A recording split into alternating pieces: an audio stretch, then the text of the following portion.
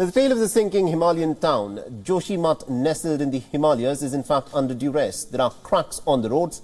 Houses are crumbling. The residents have been forced to leave their homes, and the town has been sinking by around 5.4 centimeters in just the course of the last 2 weeks. While the government is, of course, at this point of time trying to evacuate locals as soon as possible, there are some pretty big lessons that are to be learned as to how unplanned construction activities could in fact devastate such fragile ecosystems. Our next report gets you more details.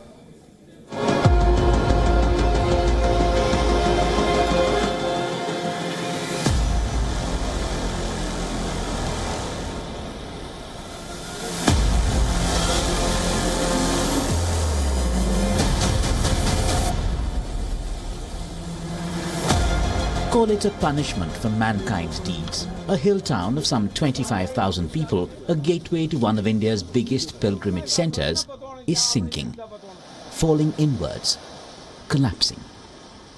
India's Central Building Research Institute and National Disaster Response Force are driving demolition activity. A whopping 678 out of some 4,500 buildings in Joshimath have developed deep cracks over the past few months and years. They have now been tagged unfit to live in. Joshimath has been labelled a sinking town.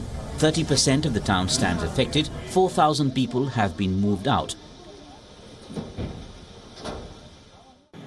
Based on danger perceptions, authorities have divided Joshimath into 3 zones: danger, buffer and safe.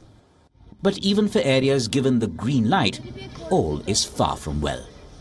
This is a matter of concern, and the city does not have a proper drainage or sewer system. The soil here is loose, so when the water gushes out, it gets mixed with the soil and erodes it.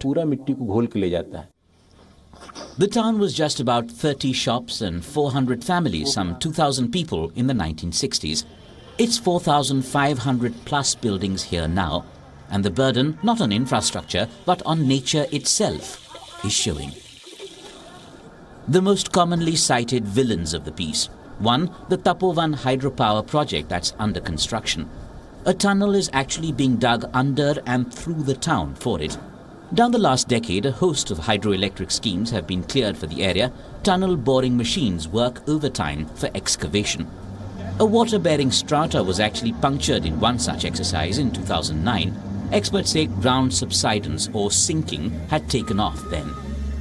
Whoever said development means things get better, because in all of these, planning and the realities of a fragile ecosystem find little or no voice.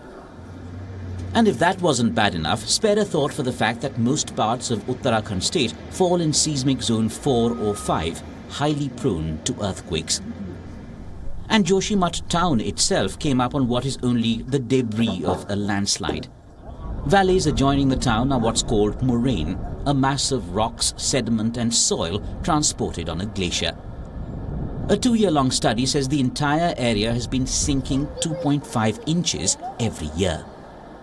The whole mountain range, wherever the they are actually not in situ. They are not in position, but they have all slipped from the higher ranges.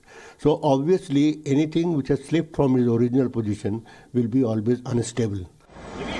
Climate scientists have raised concern over a few corrective measures taken after the 2013 Kedarnath floods and the 2021 Rishi Ganga flash flooding. 2 reports of the Intergovernmental Panel on Climate Change, published in 2019 and 2022, have underscored the region as being very prone to disasters. Switch back to Joshimath sinking in 2023.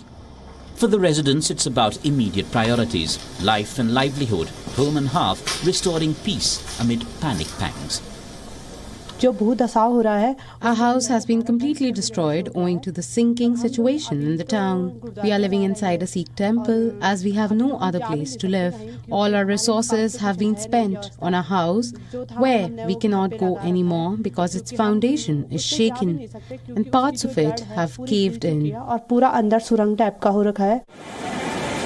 Taking on the long-term picture is what beckons hard. It's become about playing catch-up, plugging holes that erupt all too frequently. How much longer, you ask? WION is now available in your country. Download the app now and get all the news on the move.